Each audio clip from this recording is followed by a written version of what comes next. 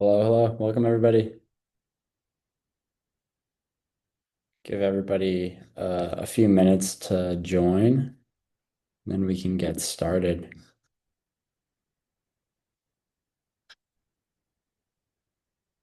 Carly, Matthew, how's it going, guys?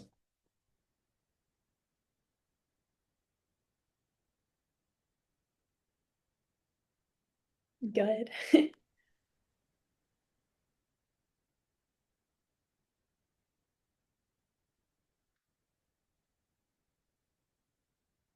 We'll give Matthew a second to join up, and then we can get started.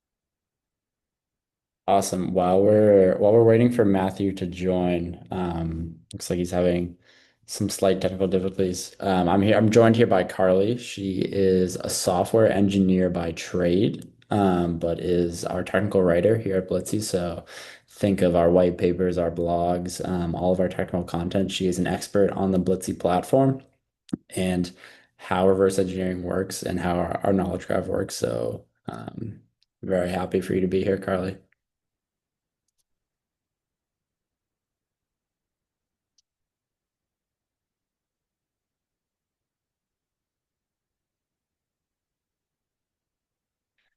Here, Carly, why don't we get started on reverse engineering enterprise code bases at scale while Matthew's joining up.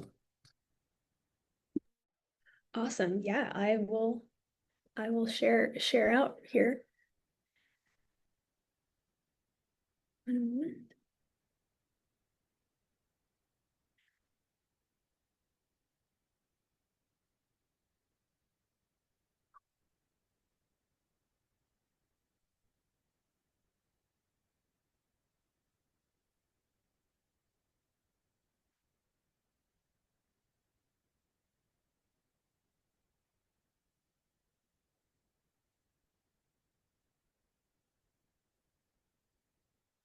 All right. Awesome. So, so just to get started here, we're going to be talking about reverse engineering enterprise code bases at scale. In order to sort of contextualize this problem, we wanted to sort of root it in some data. So we know that AI is everywhere. According to the McKinsey report on the state of AI that was given at the end of 2025, we know that about 88% of companies are using AI in one business function, which is very unsurprising knowing what we know at this point about AI. However, there's this incredible disparity between the actual impact that we see. So earnings being about 39% being impact at the bottom line. And we are really interested in talking about this disparity and what is exactly causing that. The McKinsey report specifically states that it is a workflow issue and that layering AI on top of existing workflows is not necessarily their recommendation. They think that AI is something that you should be rethinking your entire workflow with AI in mind. So that's part of the reason why we're here is to talk about reverse engineering within that scope of thinking. Like I was saying earlier, there are so many tools about AI, but so many different AI tools. The gap isn't necessarily in the models that we use, and just those kind of differences that we can see.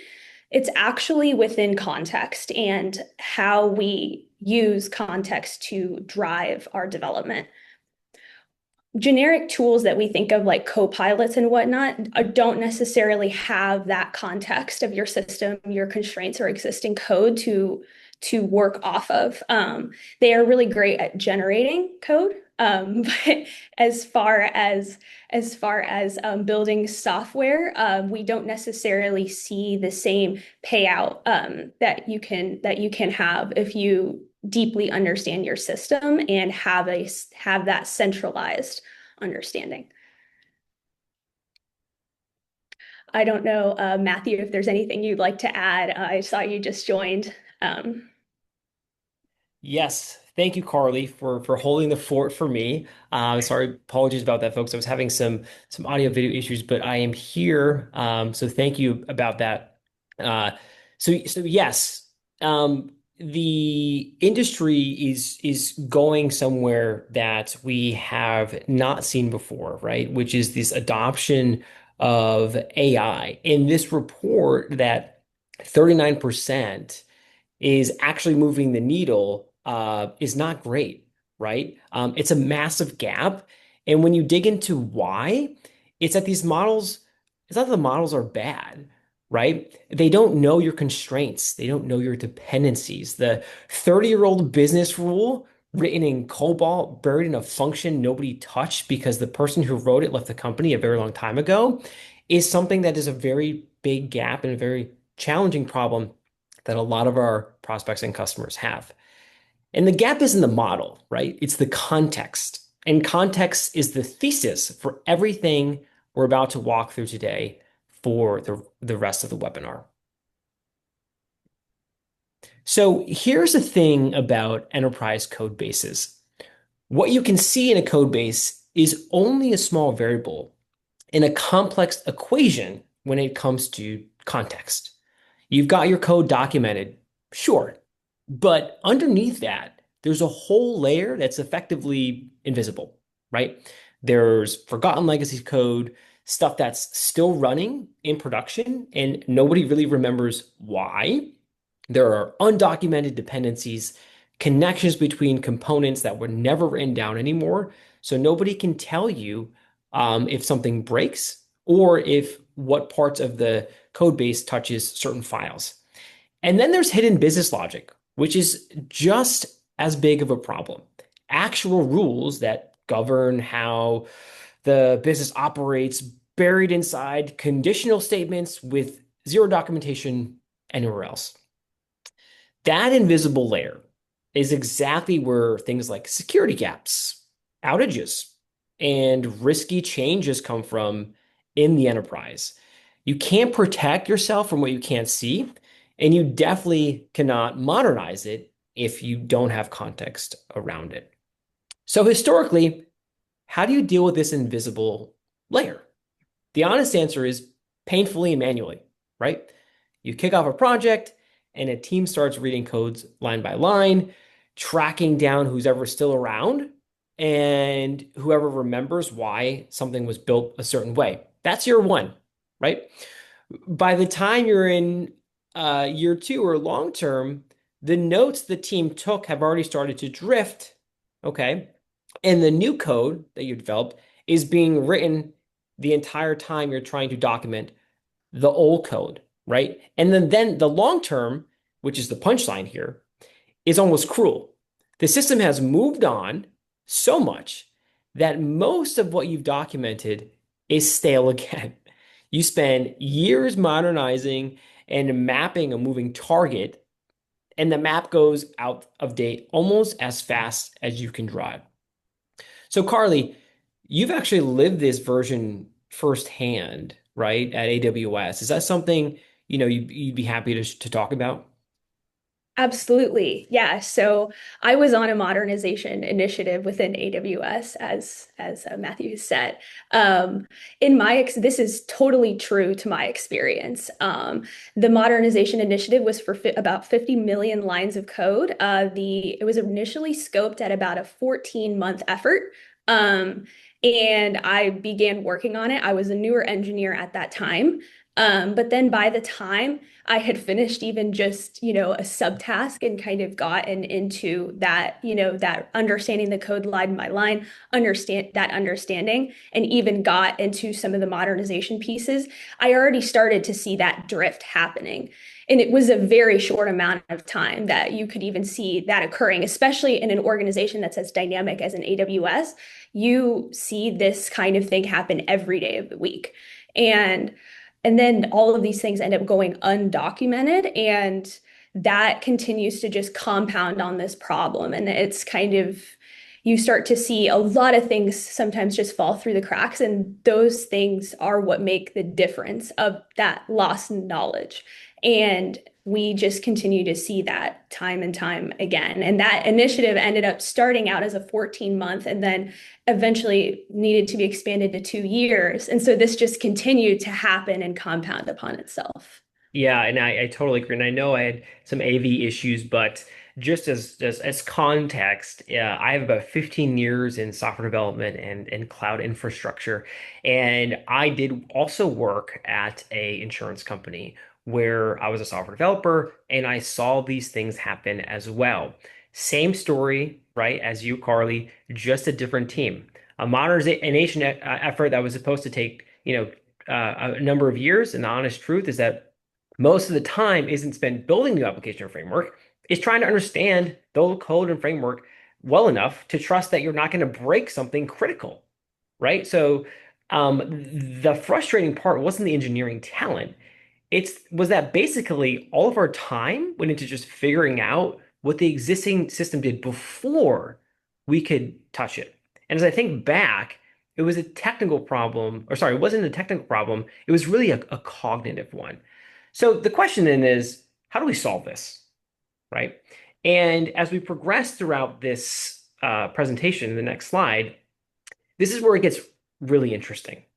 So imagine, Carly, and folks listening here, if on these modernization projects that you had, something that could ingest the source code, the business logic, and whatever decades of institutional knowledge existed, infuse it all into one single connected graph.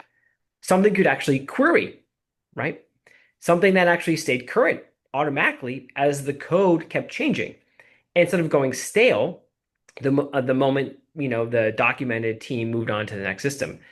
And that's the core of a dynamic knowledge graph. It's really the foundation of everything that we've been doing here at Blitzy. And it's the foundation of a modernization project, right? Instead of a static document that starts decaying the day it's published, you get a living map of the system that updates itself. And the best part about it, doing this at infinite context. And we say that a lot in our webinars and in meetings, right, in our website. So you might ask, what does that actually mean? Well, the way Blitzy has been written, it can ingest hundreds of millions of lines of code across systems that have been built up over decades because that's the reality of our largest customers that we have and that they're living in. Some of them are still carrying the exact same comprehension problem years later, but the knowledge graph is what fixes this. So the actual mechanics, which is what we're showing now, because this is the part people are usually most curious about. How does Blitzy make this work at a scale that no single model context window ever could hold? Well, every model has a fixed context window. That's just a hard constraint of how these models work today. So the way we get around this isn't by pretending that the limit doesn't exist. It's by never asking any one model to hold the whole system in its head at once. It works in 3 steps. First, an orchestrator reads the request in, breaks it into discrete tasks, and decides which specialized agent needs to get involved. Second, and the most important part, each of those agents get pulled in just a slice of the knowledge graph it actually needs. Call change, dependencies, the specific business rules that are relevant to that task. Not the whole code base, right? Just the relevant slice retrieved in real time. And third, all those results get composed back into a single full context window. Okay. And the way that I describe that from the more controversial side is It builds recursively, line by line, dependency by dependency, tracing and tracing until it actually gets done, not until it's good enough. The graph itself builds recursively and it decomposes the system. That recursive tracing effectively is what lets it go arbitrarily deep without losing the thread. So the net effect is that the model is always reasoning over your whole system, never just a fragmented part of it, not just segments, not just chunks, not just samples, which means that what comes out on the other end is production ready code that you can actually deploy. Now, what does this look like in the real world? Well, one of our customers running a code base north of 30 million lines described what it was like before this, and the way it stuck with me ever since, which was it was like turning the lights on in a very dark room. They said that trying to understand their whole system was like being in a pitch black dark room with nothing but a flashlight. You can see whatever's directly in front of you, but you have no idea what's 3 feet to your left or 3 feet to your right. And you definitely can't see the whole room at once. So, you know, what we just walked through is just not only just the orchestration, but we're talking about your whole system.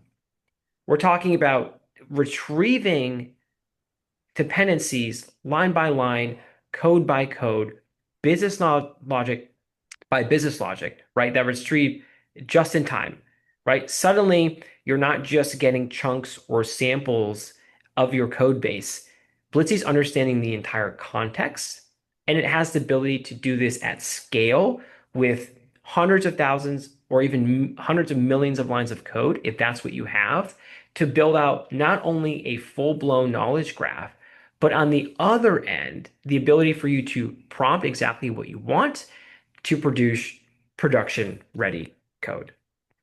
So let's zoom out because I know some of you are thinking about how this stacks up against, coding assistants you're probably already using, like, Copilot, Cursor, Claude Code, tools like that.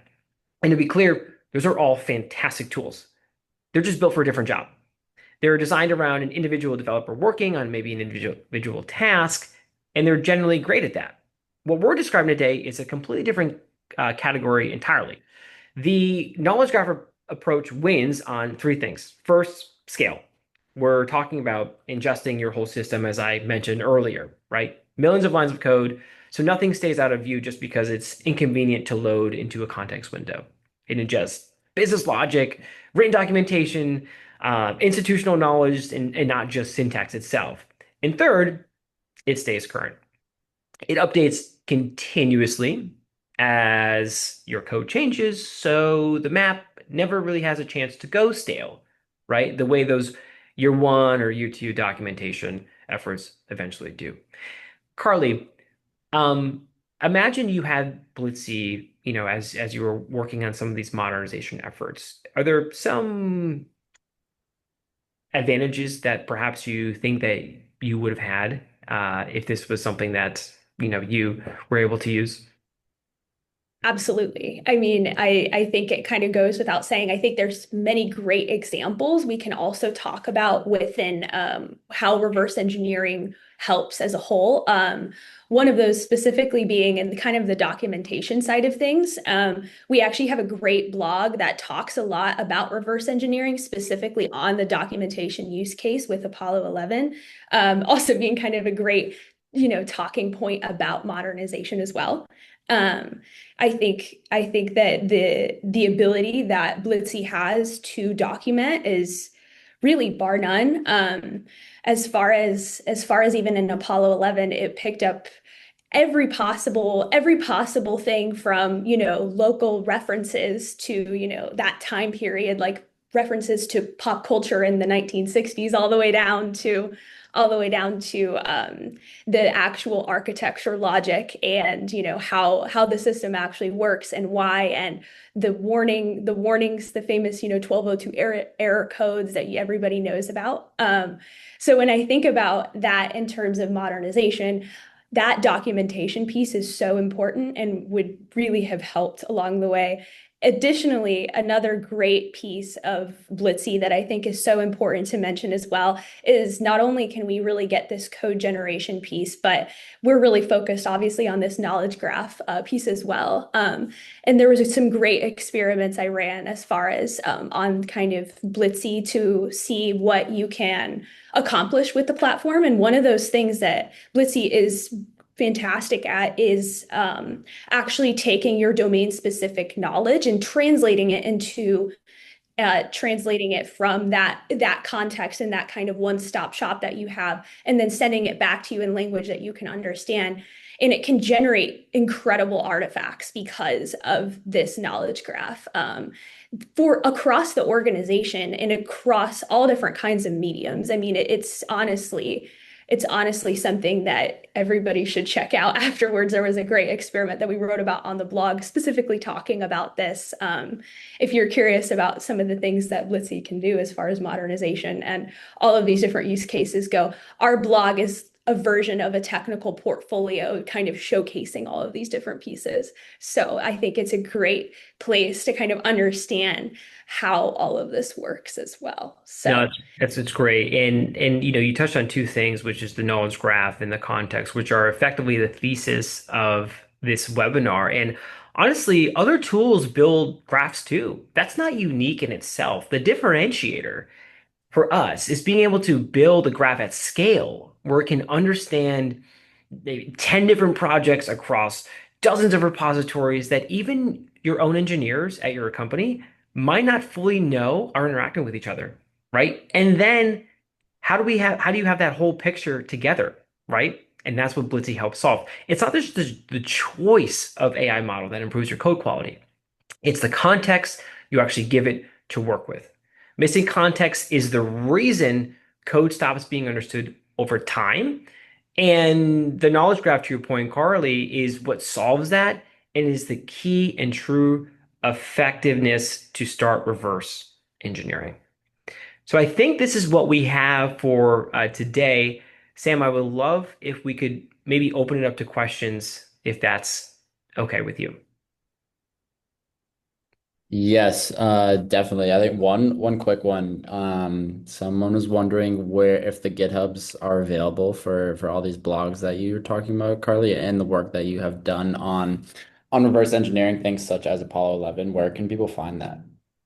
absolutely. You can go, we have blitzy.com/our blog/blog, and that's where you can go see our blog. A lot of those repositories and such are linked within the blog themselves. But we also have a Blitzy GitHub that we work off of exclusively. So you can for sure see a lot of our sandbox projects on there as well. Awesome, thank you. One question that I was seeing was how does the knowledge graph work in practice? What does that actually look like, and how do our engineers interact with it if they do interact with it? Yeah, so underneath the hood, what we're leveraging is the models that have already been built on Anthropic, Gemini, OpenAI.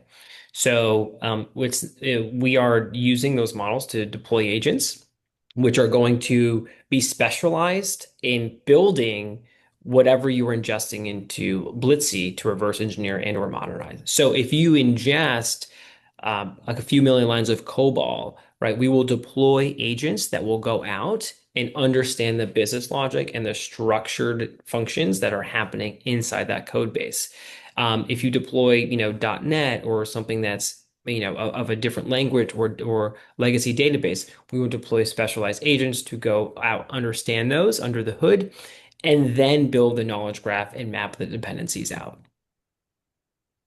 Cool. That makes sense. And then another one that I was seeing was how is this different from just putting documentation into a prompt, like into a context window for agents, as people have many different agents that they are orchestrating themselves. How is Blitzy different from that sort of process? Sure. That's a fantastic question that we get a lot of the time. And the biggest differentiator is our ability to ingest the context at scale.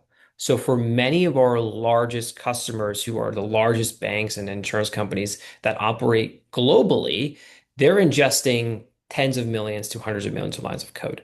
If you try to do that with another AI tool that you might be using, it's not going to be able to ingest that and fully understand, and not only understand, but build a graph of dependencies and a knowledge graph that's going to give you that blueprint of what your application might be doing. So that's the biggest differentiator between how you would do that in some other AI tool today versus Blitzy. Awesome, thank you. And then also, is this language specific or does this work for all programming languages? Blitzy is language agnostic, so we can ingest anything in any language or any framework. So aside from just programming language, think of things like databases, right? Or frameworks that you might have that might be somewhat legacy. We do not care. We do not have any certain limitations on languages or frameworks. We can ingest anything. Awesome. I think kind of piggybacking off of that, I think Carly, you might have perspective since you've worked with the Apollo 11 code base. How does Blitzy interact with legacy code bases that have poor documentation and or technical debt? Absolutely. Yeah. I think one of the ways that we definitely see that, play out, is it takes a lot of, it ingests your code base, and then after ingestion, we start to sort of, you can ask specifically for these documentation runs, and you can get as granular as you would like to. And so the nice thing about it is that you can have that documentation sit, get as specific as you would like, and it doesn't necessarily matter, if it's an older code base or newer. It's kind of like Matthew's saying, it's kind of agnostic across. So.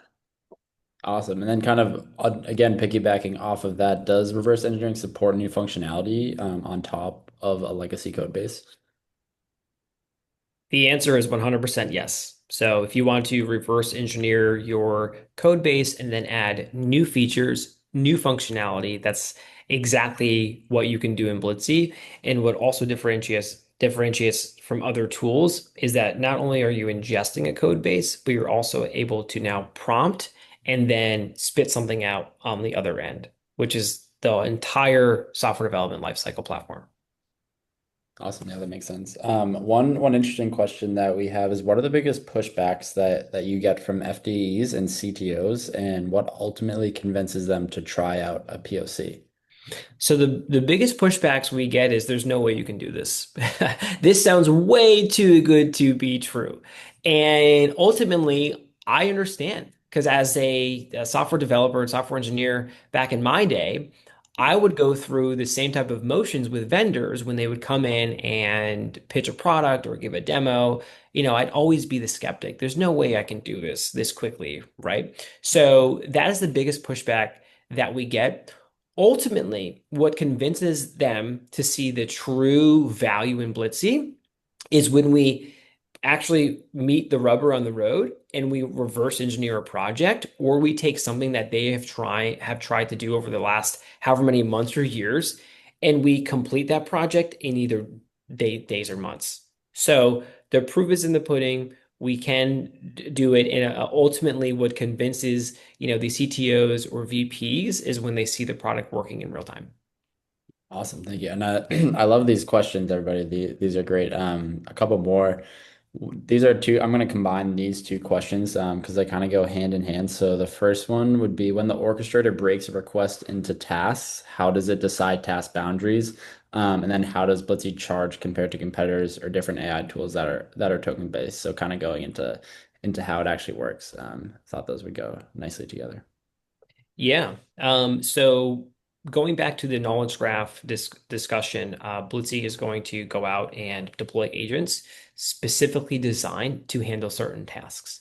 So if it's, modernizing a database or a language or a framework, right, it's going to deploy those agents and split up those tasks. And not only split up the agents and find the right task, it's also going to choose the right model, right? So it's not just, it's like this trifecta of things happening in parallel or in sequence, which is making sure the agents are being deployed specifically for what you're trying to do.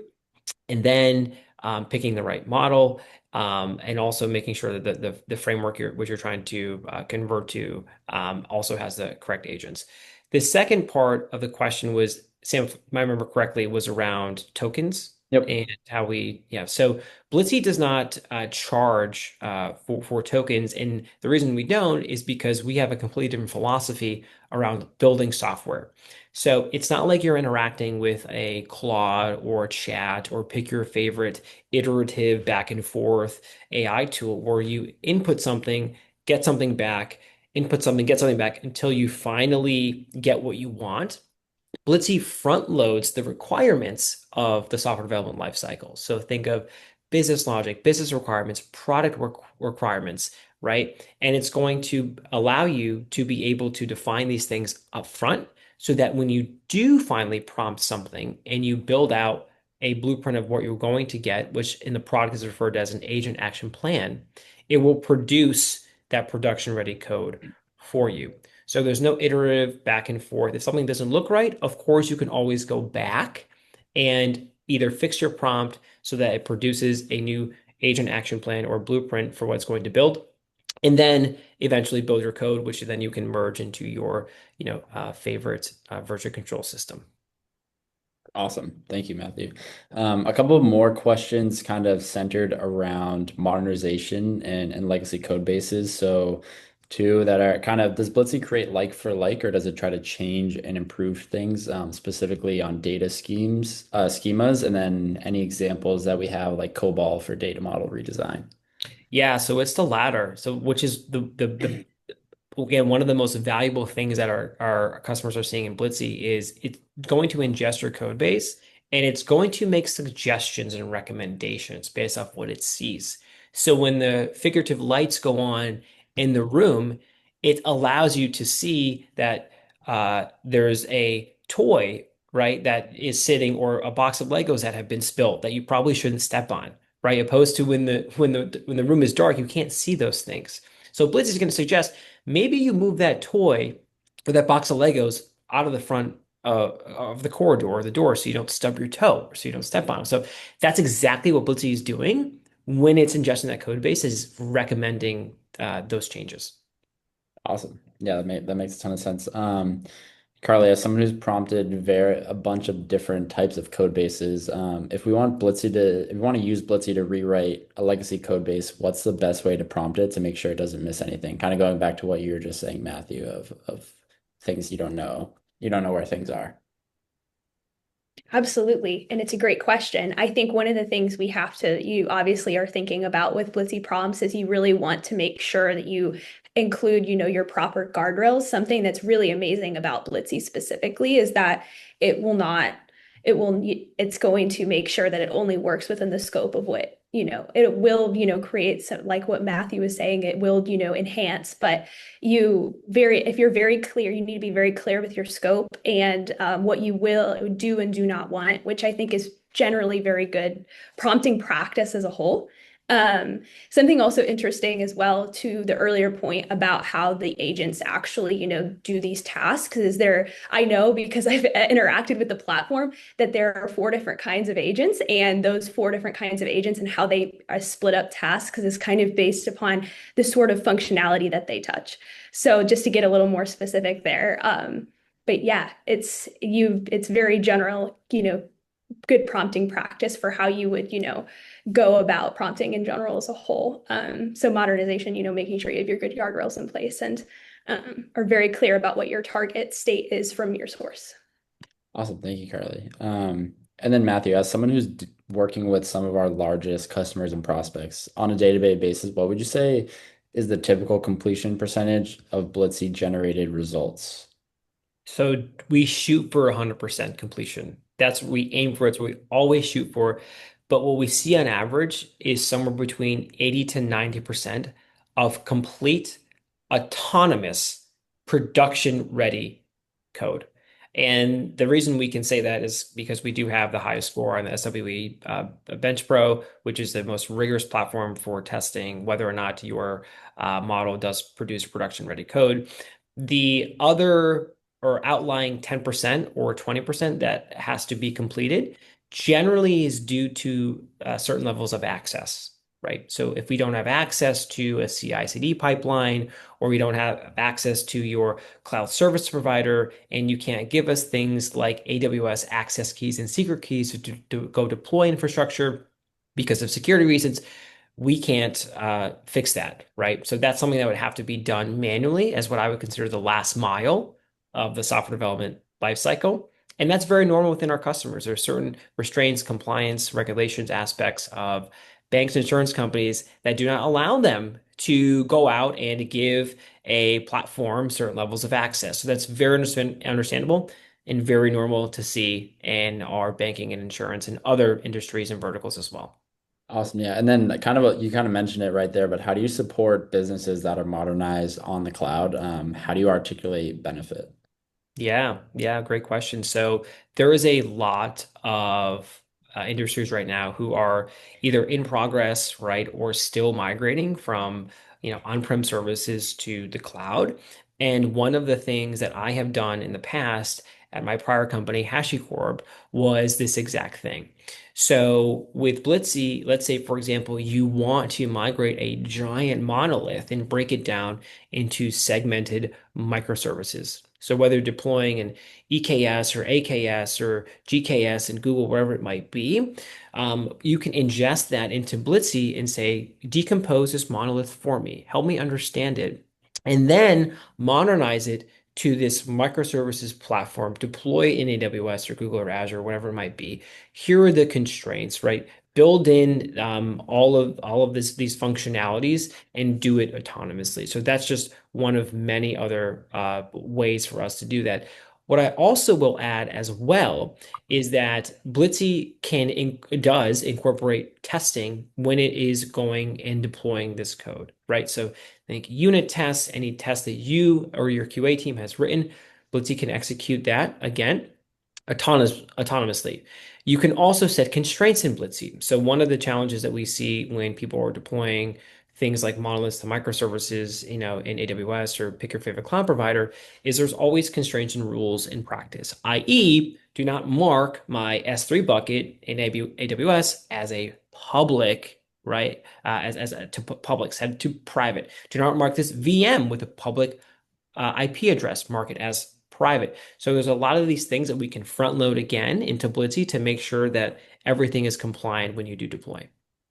Awesome. And I feel like you're reading my mind here. The next question is about how Blitzy validates the code that it writes. Doesn't support custom runtime environments like a pre-built VM, but just generally, how does it validate? Yeah, so it validates it by running tests, right? So once the code is just generated, the last thing it will do, whether it's tests that Blitzy suggests that it runs or you suggest that it runs in your build prompt, that's how it knows it will that's how the code itself is actually validated. In which you will get a report afterwards showing whether or not those test cases did pass or did not pass and at what completion they passed. Awesome. Thank you. And then I guess how long does it typically take for Blitzy to complete a project from code ingestion to code generation on average? On average, it's somewhat of a tough question to answer because if you're ingesting 10,000 lines of code, it's going to be very different versus you ingesting 10 million lines of code, right? So what we say and what we see on average to give an answer to that question is we generally find on average about 5x velocity. So whatever you're doing manually, it will take it will take Blitzy it will increase that 5x. So if it takes you, 5 days, right, we'll take a day, things like that. So that's what we generally see. Although at the highest percentage, we've seen things like 30x with customers, which is pretty remarkable if you think about it.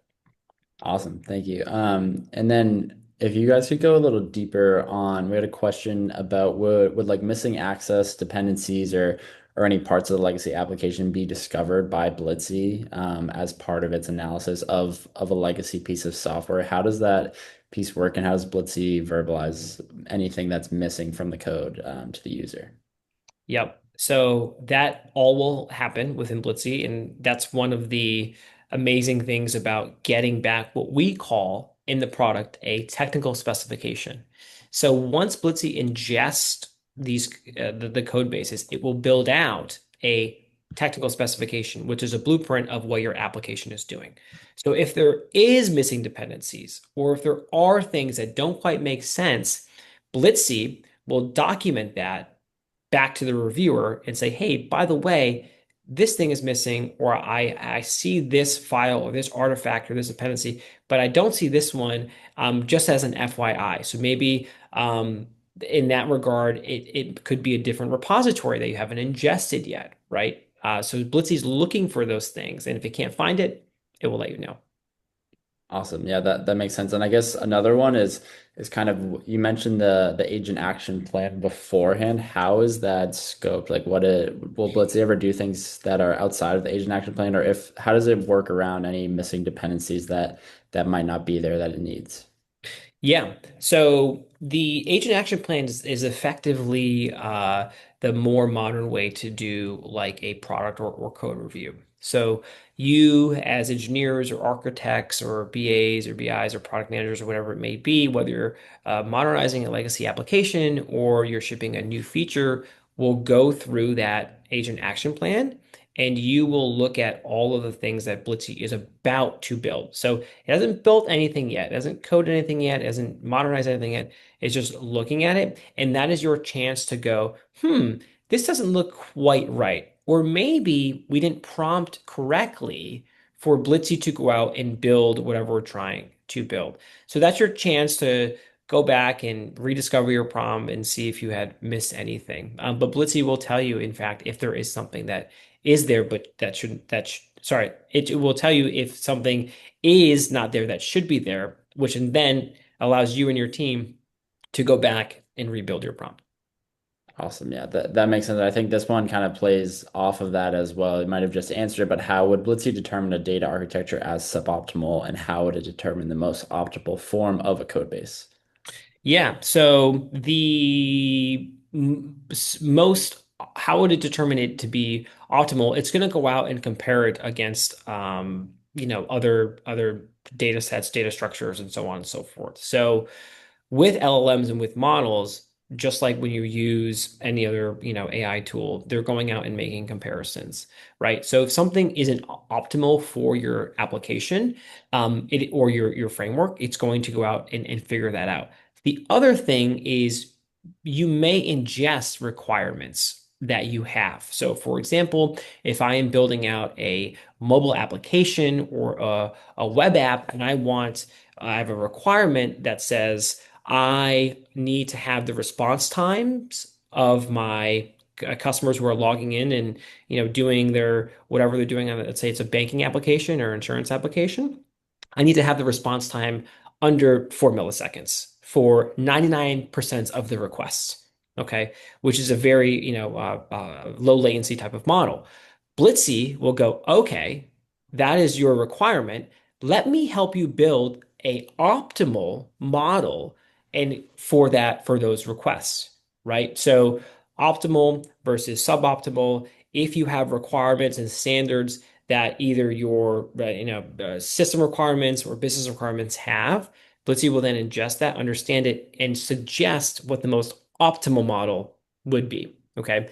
On the back end, if you are ingesting requirements or business decisions or system non-functional requirements like that, and you have a model that is suboptimal, okay, Blitzy will tell you that it's suboptimal and recommend that you build it in a certain way. Awesome. Thank you. Yeah, that makes a ton of sense. I think I like this. This one might be our last question as we're coming up on time, and I think honestly it could be a good idea for a blog for you, Carly. Could we use Blitzy as a long-lived scientific knowledge layer for app and biotech?